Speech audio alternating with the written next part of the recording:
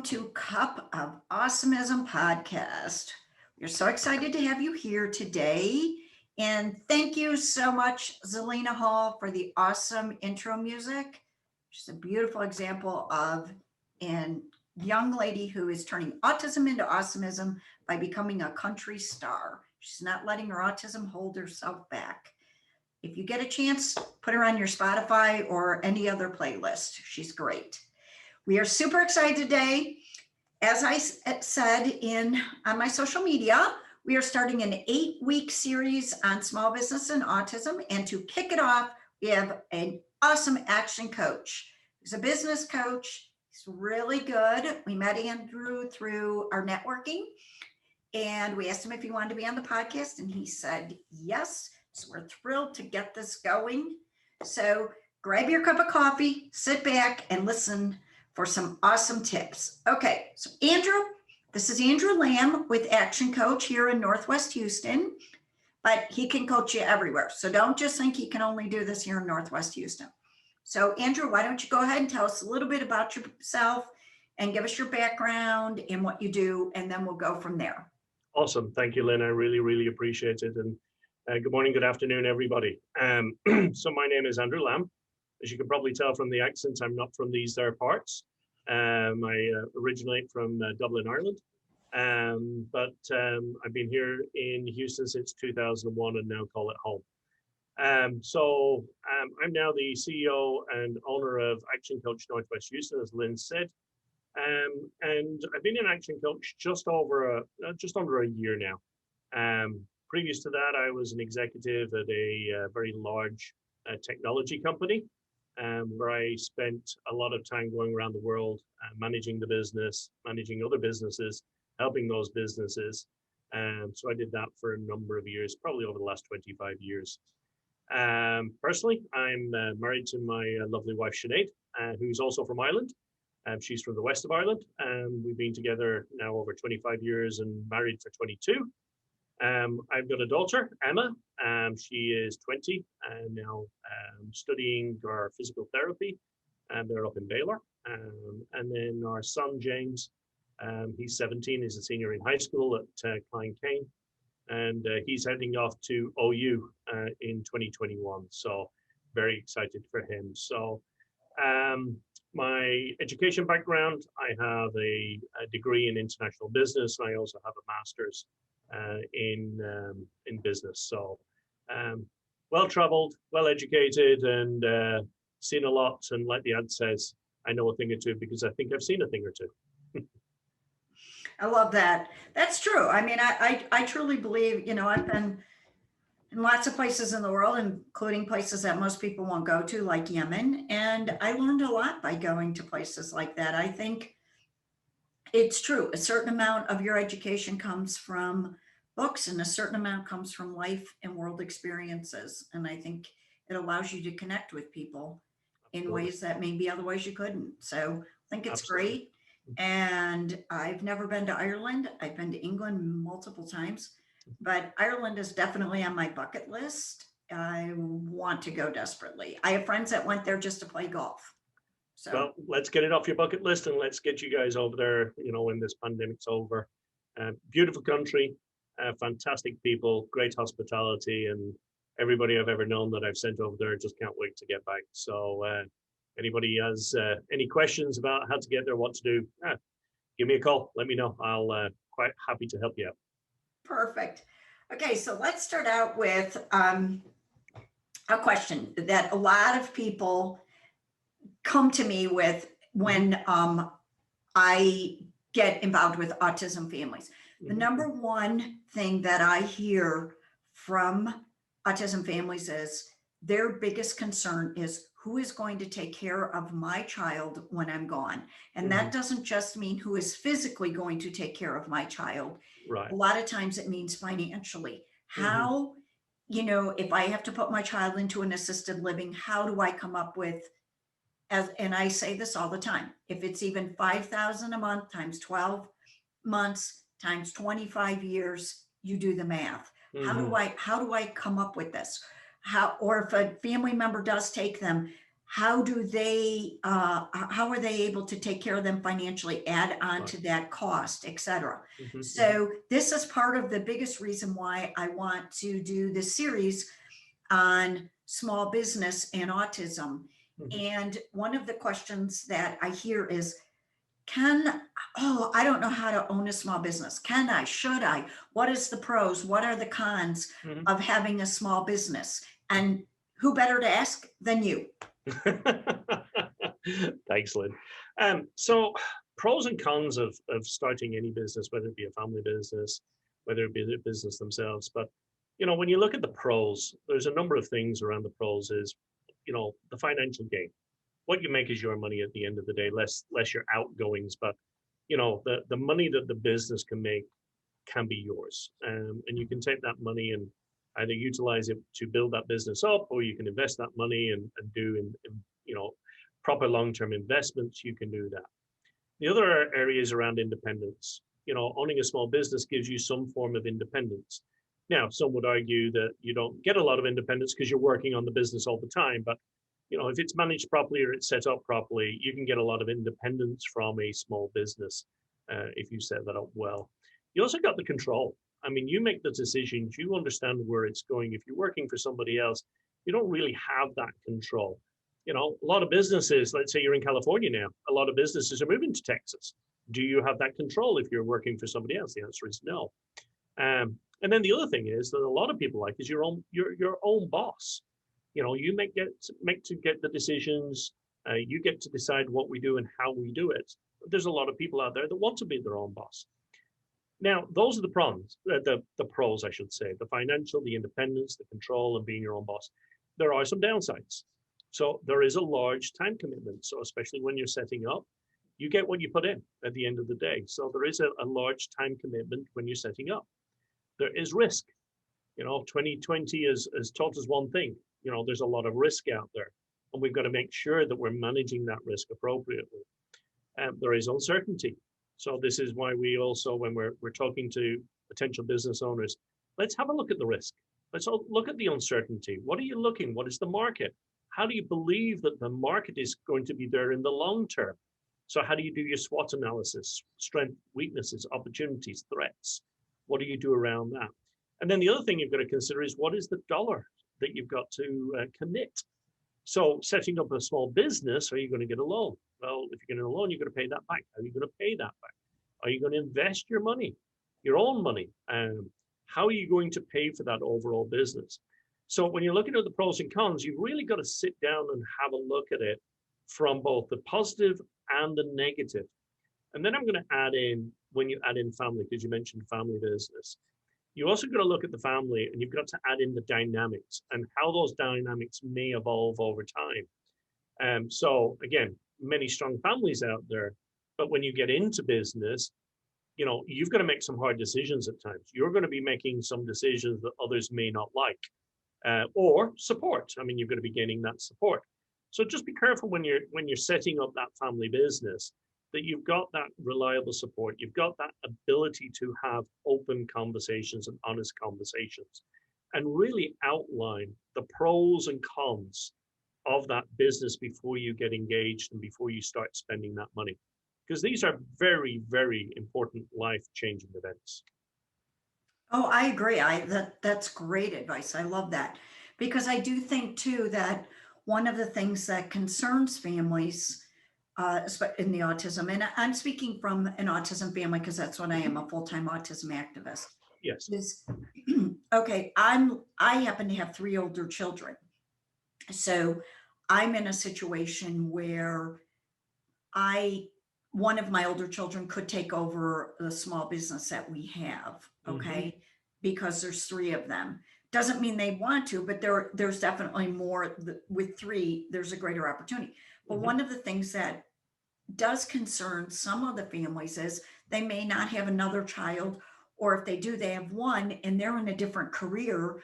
Right. And all of a sudden, you have this family business and you choose to start this family business to help get the income that you need to help your child with autism. And then you're gone. Who takes on that business? Who carries on that business? Right. Because Right. a lot of times an autistic child cannot carry it on. You know, I Yes. mean, Peyton, we just started Peyton's Etsy shop, Team Awesomism. He's doing really well with it. He hand makes all the items, but there's a lot to it that Mark and I have to help him with because it's not something he can necessarily take on.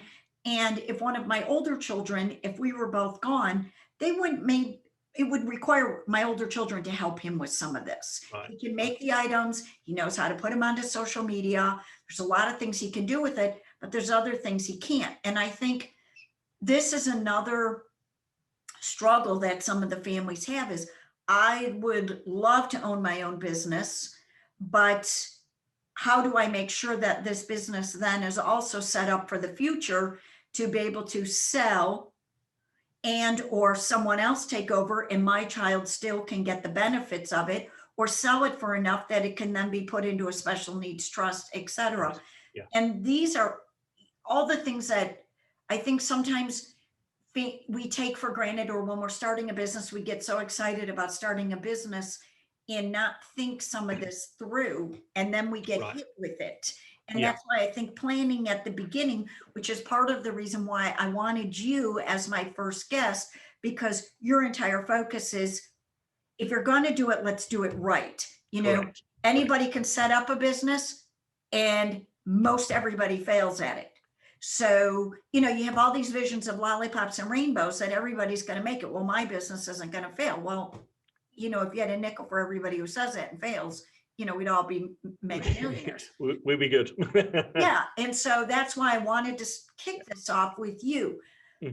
My husband was listening to a podcast the other day, and there was a guy on there as a guest, and he completely changed his career. And one of the things that he said, and this hit me really hard when Mark told me this, was he said, when we are in, you know, a stressful situation, we make some of our worst decisions, our most expensive decisions when we're stressed. Absolutely. Absolutely. And I think that's especially true when you own a business. You Yes. start losing. I mean, haven't we all watched, you know, The Prophet with Marcus Lemonis or Restaurant Impossible with Robert Irvine, and two of my very favorite shows and two of my very favorite people. And, you know, someone's going to lose their restaurant, they're going to lose their house because they attach their house to their restaurant or their other small business. And these two guys come in there and people argue with them. No, I'm not doing that. No, I'm not doing that. Right. And sitting at home yelling at the TV going, what do you mean you're not doing it? They're saving your business. Yeah, you're absolutely right. As you look at that, and I mean, we come across this all the time, but you know, one of the things that I ask businesses is when you're setting up a business, and I think this is very pertinent to autism as well, but when you're thinking of setting up a business, the number one question you should be asking is, when are you going to sell it? What are you going to do with this business at the end? And as you said, you've actually got three choices. Okay. The number one choice is sell that business for enough revenue to support your family, you in your retirement, and in the case of autism, enough money to support that child into their life. So how do you build a business in which that you can sell it that enables you to do that? The other choice you said, and you said it rightly, is how do you create passive income? How do you create a business that actually can support itself without you actually being involved? And that's one of the things that we do here in Action Coach. But how do you build that business? And we call it commercial profitable enterprise that works without you, if you wish. But how do you build it so it actually can operate? You put a general manager in place, and that business continues to operate, and the money keeps coming in. That's a passive income. Now, there still is a little bit of work that you've got to do. You've got to set some of the vision, some of the work, but again, you can get people in to help you through that. One of those is a good business because that will always provide you money. So that should always outlive you. And if you set it up right for, you know, again, as we're looking at children with autism, as they go into their lives, how do you make sure that that's set up so it can provide income for them? The other alternative, and as I said, there's only three alternatives. The other alternative is the bad alternative, is you just close. You close without revenue, you close without sale, you close without passive income. And unfortunately, 75% of businesses in Texas do that today. So that's one of the things that we're trying to reverse across all businesses is to really start asking that hard question. We ask this to all of the businesses that we work with is, when are you going to sell the business, and or are you going to make it so you're going to have permanent passive income? So those are the choices you have at the end of the day. There are no other, as you said, lollipops and rainbows out there. There's three hard choices at the end of the day. And, one of the things that we've got to make sure that we're doing in business is understanding what that is, what the end result is going to be. So do you need that $4 million at the end? Or do you need that $50,000 a week coming in? What is the options? What are those options you need? And then you've got to set up the business so it actually provides for you. Because that's why we're in business, is to provide us the level of income so that we can enjoy our lives, correct? Exactly. Yeah, you were talking about 75% of the businesses that close. There was a coffee shop up not too far from us here. Mhm. One of my favorite places. I sold pies, I sold all kinds of stuff. They decided to, right after COVID, they were thinking of closing anyway, retiring, Yep. and it's gone. Gone. Yeah. Okay. Terrible. And it is terrible because it was one of our favorite places. They did a good business. They were in a nice location. Mhm. And, I was heartbroken and I felt so bad. I grew up in a family that is now on its fourth generation, Mhm. okay, in business. I mean, my grandfather started it over 90 years ago. My dad and my uncles ran it. And my cousins, my brother was in it for a while before my brother decided to own 2 seats on the mercantile and be his own person. Yeah, I know. Yeah. And then,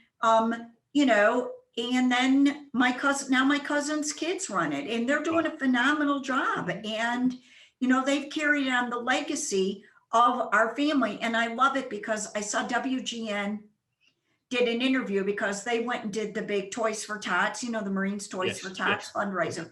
Mhm. And so my cousin's kids, well, they're my cousins too, but they're, second cousins. They came with all these, my family's business is ready mix cement. Mhm. And they came with all these ready mix trucks to donate. And it was so cute because Yeah. our ready mix trucks look like peppermint sticks, the red Oh, and right. white. Yes. Yes. Yes. And so kids are fascinated with those, especially at the holidays. Well, anyway, my cousin's kids came and they donated all these things for Toys for Tot. And WGN in Chicago was doing a big thing. And they said, your family's a staple in Chicago. And it has been, it's a legacy here. And I thought, my grandfather was an immigrant from the Netherlands. Mhm. Okay.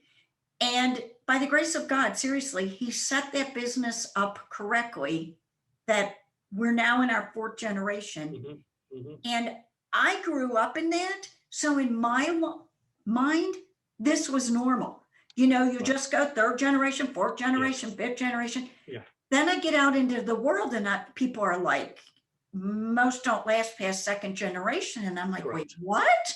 Yes. That is true. That is absolutely true. They don't. And that's another hint as well for those listening is um, you never give your business over to somebody. And the reason is that they don't appreciate it unless they've spent the time working in it, doing their apprenticeship, understanding how to run the business from the bottom up. Um, and one of the things that we see is when they hand the businesses over, there's a couple of things you've got to be aware of. One, is the IRS going to see that as a gift, by the way? And then the second thing is, are they going to really value it at the same level that you did? Because you put the blood, sweat, and tears into setting up this business. So that's what we see with a lot of family businesses, that if they haven't put some of the blood, sweat, and tears into it as well, they're just reaping the rewards until the rewards run out. And that's why a lot of businesses, the second generation, potentially third generation, fail. Because they just don't have the fundamentals. They don't have that basis, that hunger that the original owner had to set up the business. No, I do understand that. And that was one thing that I wish. I lost my dad when I was 21 and I'm 60, but I wish my dad was still around for me to say how much I appreciated. Mhm. Like I worked at the business and, Mm. I remember when I came in there and, a lot of them that work there, because it's a large business. Yeah. And oh, here comes one of them, kind of attitude towards me. And then they realized that I wasn't put into a position of power. I Mm-hmm. was out there schlumping, Yeah. okay? Because that's what my dad and my uncle's philosophy to all of us was. Yes. You're not starting out at, you're not sitting behind a desk in an office, okay? Because Awesome. that's not the way people work, okay? Right. Yes. And my dad was like that. I mean, my sister, bless her heart, I'll never forget this. She had to go work at Heinz Pickle Factory when she was in college, and she would come home at night, and we'd almost have, it's the truth, we'd have to like throw her clothes away because she smelled like vinegar so bad. Okay. And I can remember thinking, come on, this isn't fair. But my dad did that, and my uncles did that with my cousins because their attitude was, no, no, no, no, you're going to learn the value of this. We Yes. worked our tails off. Grandpa worked we called him Pappy. Pappy worked his tail off to get this. You're not just going to come in here and sit behind a desk and play CEO. It doesn't Mm-hmm. work that way. Plus, you didn't have the skill set for it. Yes. Yes. And I remember working in my dad's butcher's and my uncle's hardware store for many years. And that smell of pickles brings me back. I mean, I used to work in a potato chip factory. I smelled like a bag of cheese and onion or salt and vinegar or one of the other flavors. When I finished school, I wasn't bright enough to go to college in Ireland, and I had to work for a living. So it was, I used to come home and I smelled like a bag of cheese and onion crisps. But you know what? That's why you're successful now. And that's why too, because you worked so hard, you're now in a situation where you're helping other people, and you can understand. You have a way to be able to tell people to kick him in the butt without kicking him in the butt. And there's something great about that. That's why, like I said, I was excited to have you as my first guest for this kickoff because I want desperately, I live by the old adage, which my dad taught us, which was, give a person a fish, feed him for a day, teach a person to fish, feed him for a lifetime. Exactly. And I want to find solutions. It's easy to run around and just raise awareness. And again, nothing against people that are raising awareness for autism. We need it. We need it desperately. But I want to be active. I want to help find solutions because, I've told this story 1,000 times about the family that was homeless, and autism family, and the guy, the 44-year-old adult, autistic adult, he's blind in one eye, deaf in one ear. He called me today again. Miss Lynn, he's so excited because they're getting their brand new home next week. Awesome. Okay. Great news. We raised all this money so that they could have, and thank goodness we did because his mom passed away a few weeks ago. So he's now living with his brother, and they're going to have a brand new, safe, secure home. And this is a solution, not just, hey, we'll go put you in a hotel for 2 weeks so you're not homeless. This is a long-term solution. And this really got me thinking, let's help people make their businesses better, start a business, and even bring in small businesses or businesses that want to hire autistic adults. And Absolutely. what better way than have somebody who is mentoring them? And that's exactly what you do. You're a coach. Yeah. You're a mentor. You're going to help them because we all win. The more small businesses thrive, the more businesses thrive, the more we all win. And, I see this as such a necessity. This isn't a luxury. This is a necessity. It is, and thanks, Lynn. I mean, it is a necessity. I mean, when I look at and talk to many business owners, their intent and their intentions are good. But it's again, sometimes we are, you've heard the old adage, you can't see the forest for the trees, and that's usually what happens. They can't see the forest for the trees. They need guidance. They need help. And that's kind of what we do in Action Coach. We do everything from, book clubs all the way up to one-on-one coaching and executive coaching. We do it all, but it's, those small businesses that want to get up and going, you've got to learn. You've got to learn your trade. I mean, we've all had those apprenticeships out there. I remember, people serving 4 or 5 years apprenticeships as a plumber and a carpenter. Why? Because you had to learn your trade. Same with small businesses. You've got to learn your trade. You may be good at, baking, for example, but are you good at finance? Are you good at marketing? Are you good at the operations? Maybe not. So that's where we kind of help, is we help in educating, guiding, We ask tough questions, and that's what we do. As always, as a coach, we're always the coach. So I would ask you today: have you got a plan? Have you got a plan for next year? 2020 actually taught us one thing: you got to have a plan. And by the way, that plan better be dynamic, because things change in a dime. Yeah. Things are going to change next month. Things are going to change in February. Things are going to change in March. Things change out of the blue. So you've got to be able to pivot and change. So one of the things as a mentor and as a coach is we're always here and we're asking tough questions. Not only are we asking tough questions, but we're guiding you through that process. We're guiding you to understand the fundamentals that you need to have in place and to make sure that you're making wise decisions with your time and your money and your investment. Oh, yeah. Well, I think, if we had gone around the world a year ago and said, hey, do you think a year from now we will have basically had the whole world's economy shut down? We'd all be running around with masks on and scared to death to even shake hands with somebody. Yeah. Do you think this is going to be our world in a year? We'd all be like, ha ha ha, no. And that's our world. Yes. And you're right. Yeah. We never know. And we've got to be prepared for that, which Yeah. kind of brings me to my next question and point. What do you see are some of the advantages of working from home? And let me preface it with this. Not only, okay, so many people see that now because of COVID, but I see this as such a big issue for autism for this reason. When you have an autistic adult, and if there isn't good places for them to go during the day, or they don't want to go, many parents cannot afford to put them into something and go to work. So I have, especially moms, because a lot of times the dads will go work, or you have a single mom, okay? And they're like, I would love to work from home and be able to have my child around me because the cost to put him into this is so hard. What do you see as advantages from working from home, and how can working from home make you, what do you need to do to be more successful to work from home? Awesome. Great question. So working from home has never been easier right now. I mean, the advances of technology, again, I came from a technology background, but the advances of technology in the last 12 months or in the last 5 years is tremendous. There are very, very few jobs that you can't work from home. I mean, one of the things the pandemic has taught us is most jobs can be done from home. You actually see that with corporations now are closing some of their larger facilities because their staff can actually work from home. So working from home can be accomplished for most jobs, with some exceptions. For example, if you're a car mechanic, you could probably still work from your garage, but can you do the paint jobs and things like that? Working from home gives you flexibility.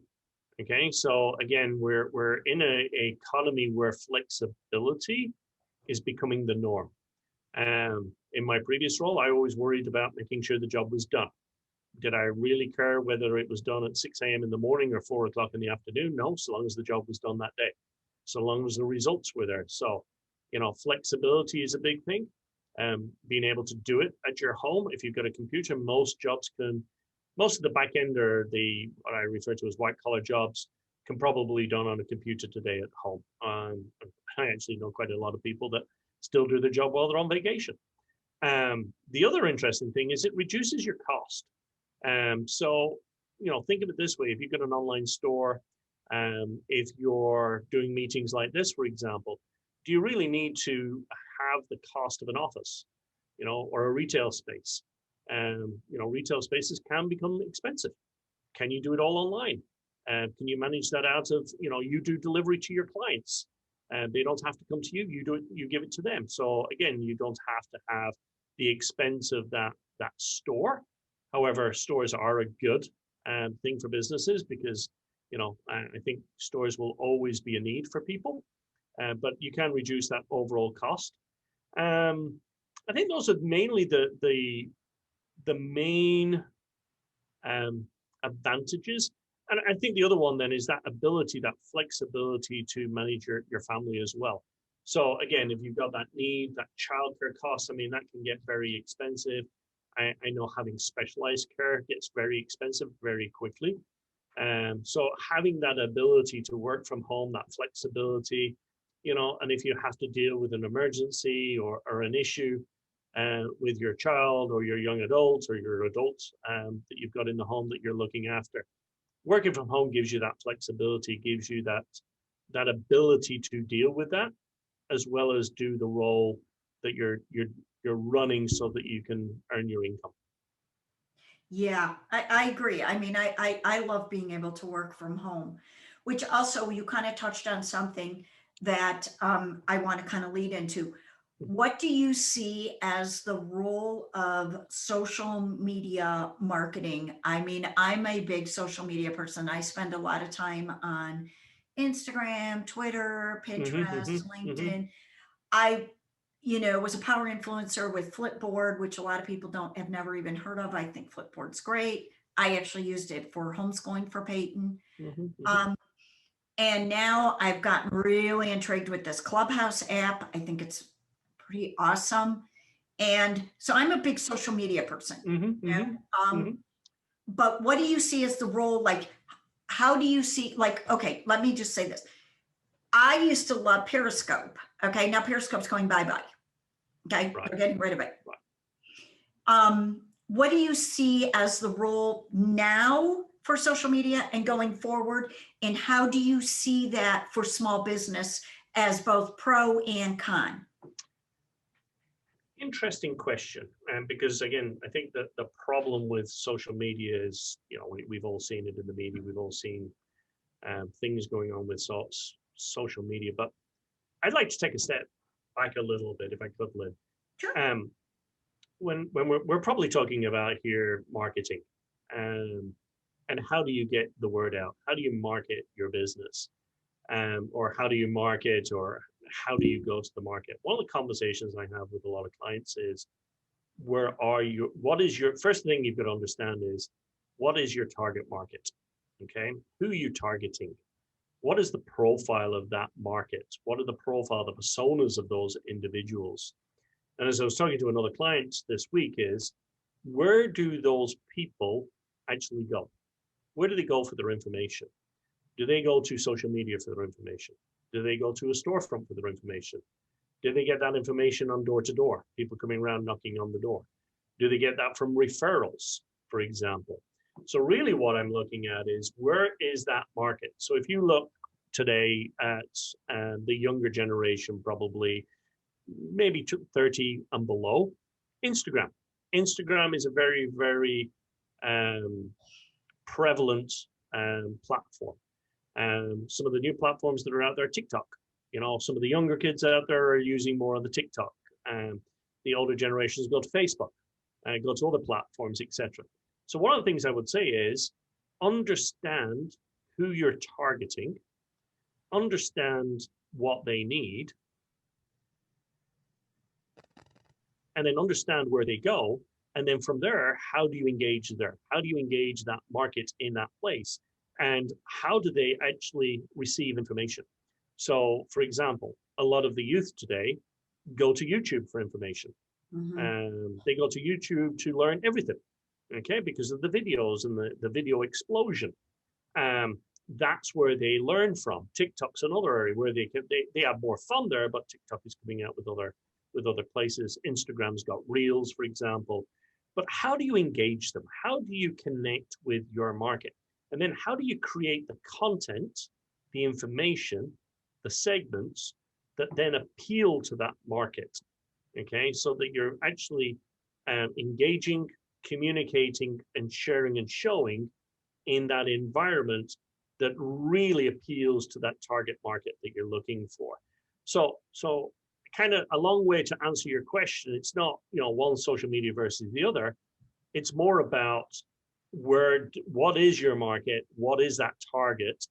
And we can talk more about how to break down targets, but where do they reside? Where do they get their information? Where do they learn from? Because that's what people want to do, is they want to learn. I love that. That's a great answer. Yeah, it's kind of, okay, I love my website, and one of the things I'm proudest of with my website is, I've had people say to me, well, you could upgrade it this way, you could do this. And I'm like, Peyton designed that. And that is being an autism activist. That to me is one of the greatest parts of my website, is that my autistic child designed and built that website. Yes. So that's a big thing to me. And I do feel that websites are important, because I know with me, I've gone to people's websites before and then they're a disaster. They're either hard to manipulate around, or I don't find what I want, or it looks like, a 2-year-old put it together, excuse me, and I just go away from the website. Right. And so I do think that's a part of it. But you're right with the who is your audience. And it's funny you say that, because I get response from Twitter for this, and I get response from Instagram. I'll use just those two. I get it from all of them, but just those two. And they're very different responses. You can tell it's very different audiences. Yes. Mass marketing doesn't work. It really doesn't. And your message has got to be curtailed to that audience. And actually, there's a segment over my shoulder here. It's called DISC. DISC is basically understanding people, how people interact with others. So one of the things that we work with our clients is how to create high DISC messaging, how to appeal to people that are results orientated, how to appeal to people that are kind of fun, strategic people. How are people that want more information, that want all the information before they make a decision?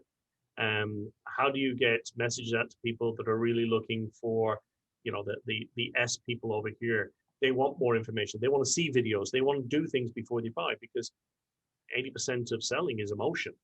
So when you're, as you said, when you're getting things from Twitter, it's probably because you created that message to that market in a certain way. And if you do it in a high DISC format, using specific words and solutions, may I say, you'll get a response from there. If you go to Instagram, you're using a different solution, using different words. And that's what we start to work with people around. And the other big thing, by the way, is a thing that we call with them. What's in it for me? One of the biggest things that businesses fail to do, and I see it time and time and time again, is they will send a message out and it's all about the company. Folks, I got to tell you, it's not about your company. It's not about your product. It's about the person that's going to buy the product from you. Yeah. That's what you should be saying. That's what you should be communicating. So when you're creating a message, when you're creating a campaign, think about what's in it for them. Okay?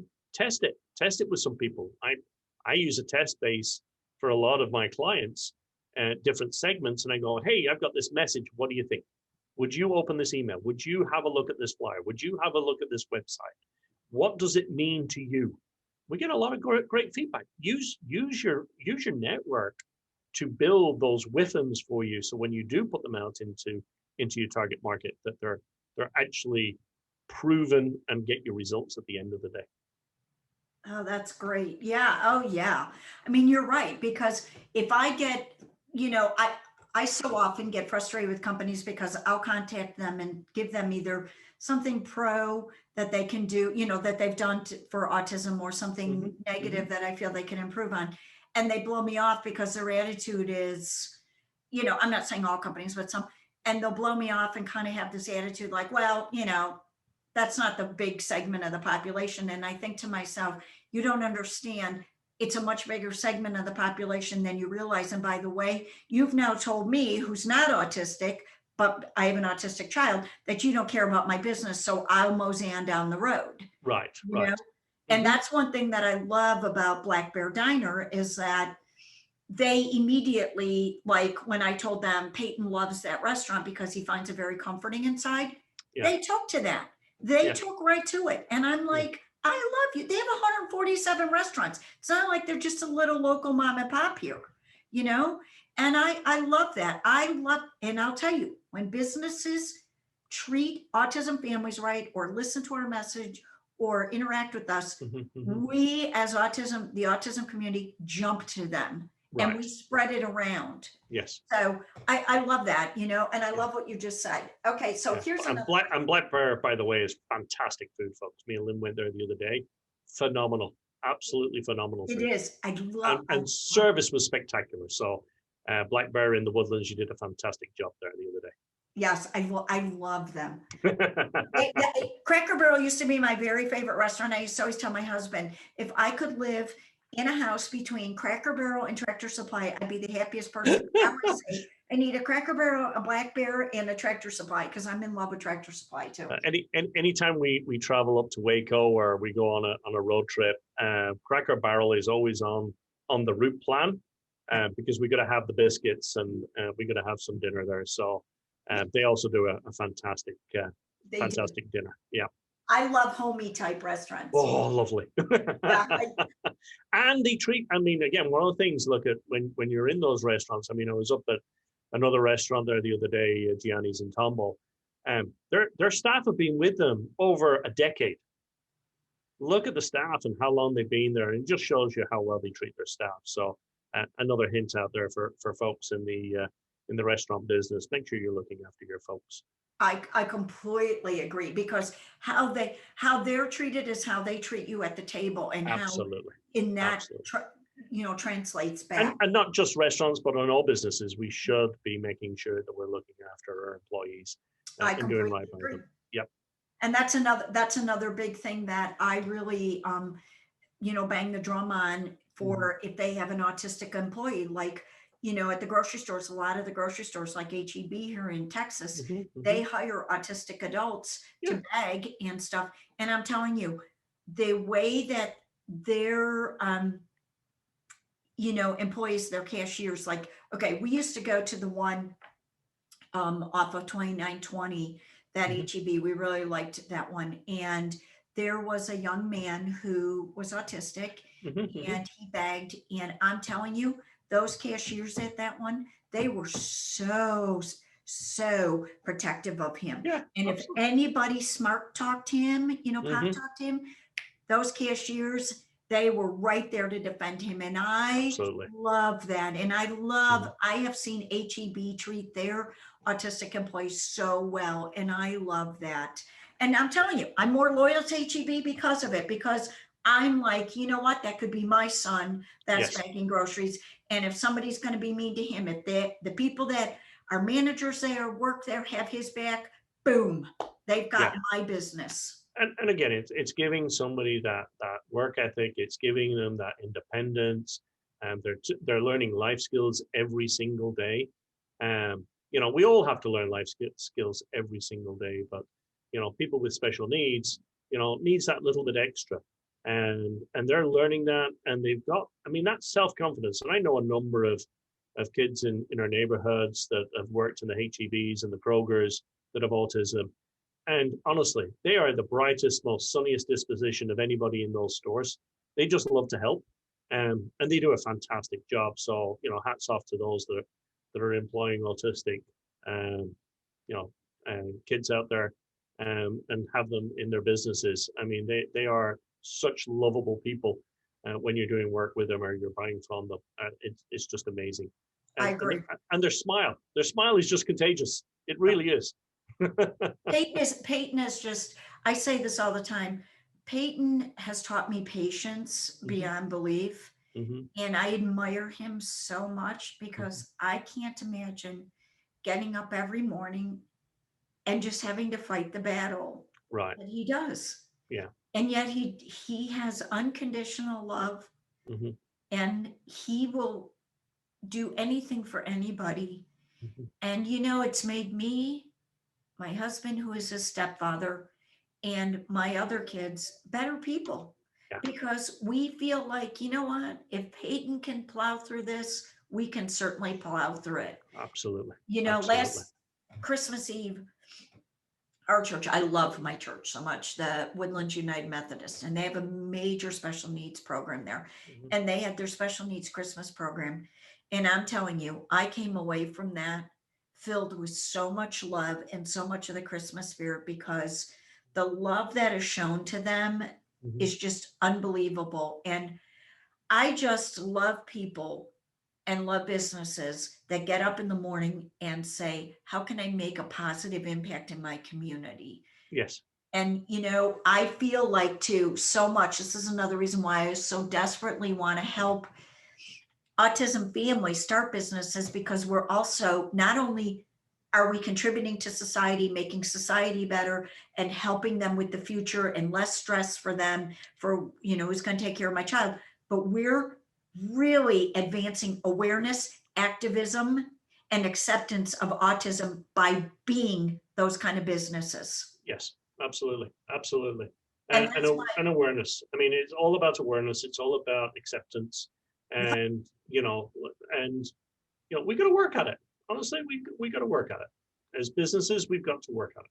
yeah, and that's why I wanted you as my first guest, because on my, 8-part series, my, 8-week series, because I, there, we can be as passionate and as, consistent on we want of spreading our message, but if we do it right and we make sure that the business fundamentals are there properly, imagine the growth can be everywhere. I mean, Absolutely. that's why I love Absolutely. this. And that's why too, being an action coach, so often, so many people nowadays really, self, decide that they're a life coach or whatever. But I find in business, we really need that mentorship, because you need somebody to be that. I don't want to say negative, but can point out the pros and the cons and the pluses and the minuses and kick you in the butt and teach you how to do it better. Because if you're going to go through the expense, the energy and the time and the emotion to start a business, let's set it up for the future. And that's why too, I kind of leading into this, what are some of the best ways, we touched on this a little bit, but what are some of the best ways to set it up to prepare for the future with a business? Really good question. So I think, the way I kind of communicate it is it's kind of like setting up a house. You've got to build a solid foundation. Okay. So as you're setting up a business, be very cognizant, be very deliberate about building the foundation. And the first thing you're going to do in building a foundation is, and I mean, go look at, and I use the housing industry all the time, but when you're building a house, what's the first thing you do? You plan. You plan the location. You plan the plot of land. You plan and document what you're going to do. How are you going to build it? What are the plans?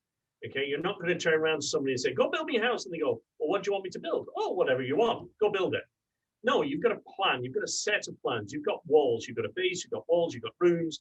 You've got lighting structures. You've got AC. You've got a roof. You've got windows. It's planning. It's all about plan, plan, plan, plan, plan. And I can't stress planning enough. Okay, the more you plan, the easier it will be. Then you implement your solid foundations. You build that base, and then you build the solid walls. And in action coaches terms, I mean, we refer to it as mastery. What is your destination? What is your mission? What is your vision? What is your culture? By the way, culture is the types of people you want to bring into your business. Then you've got to kind of look at managing your time. By the way, you can't manage time. Let's try it here. Let's try and manage the next 5 seconds.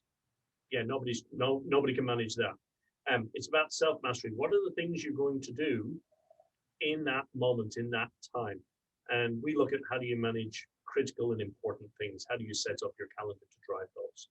The other area is around delivery. How do you make sure you deliver on your promises? Very, very critical in customer services and when you're dealing with products and services. How do you make sure you deliver on your promises and deliver all the time? And then the financials. How do you make sure you've got solid financials behind your business? How do you make sure you understand your break evens? Understanding not only your break even, your fixed break even, but your variable break evens.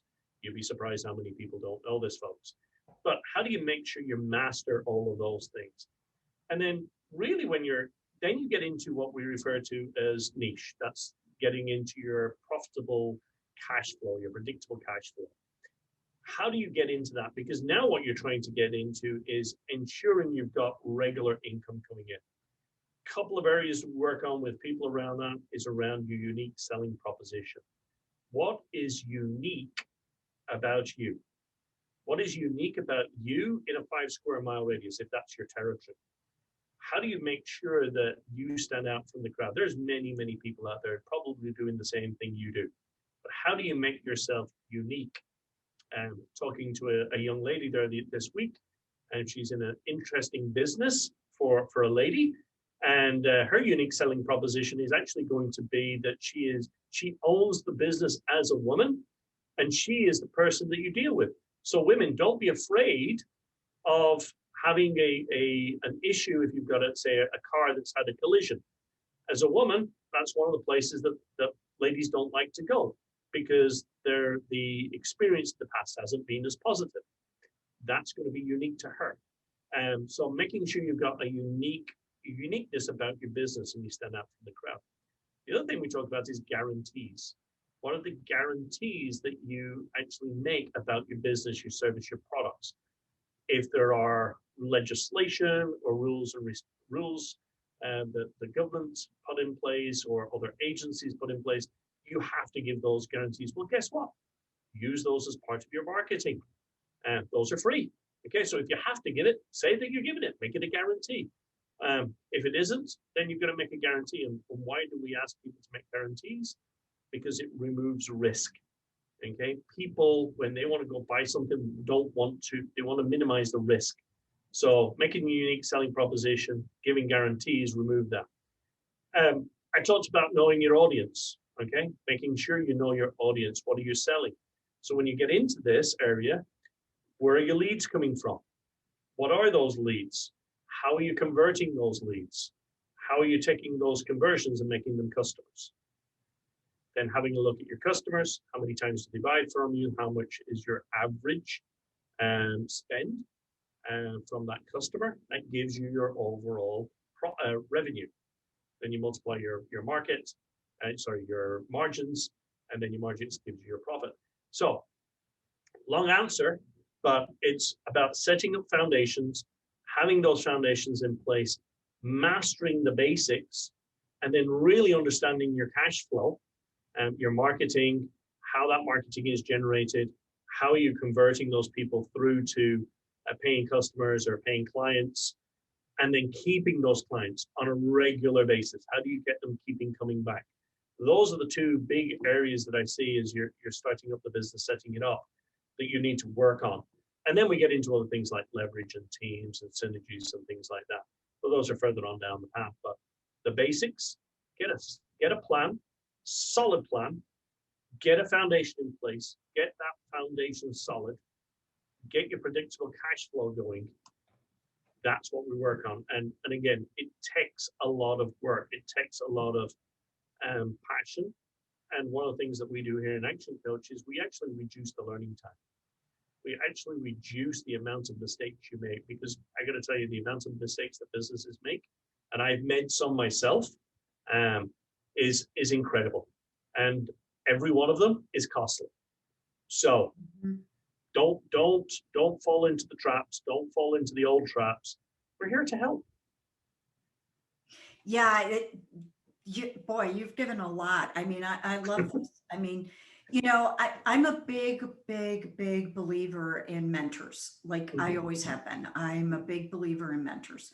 And I used to spend a lot of time in the Middle East, and anybody that knows me knows I spent an enormous amount of time in the UAE. I mean, this is true. I've been to Dubai so many times that I can honestly drive around Dubai better than I can Houston, and I live here.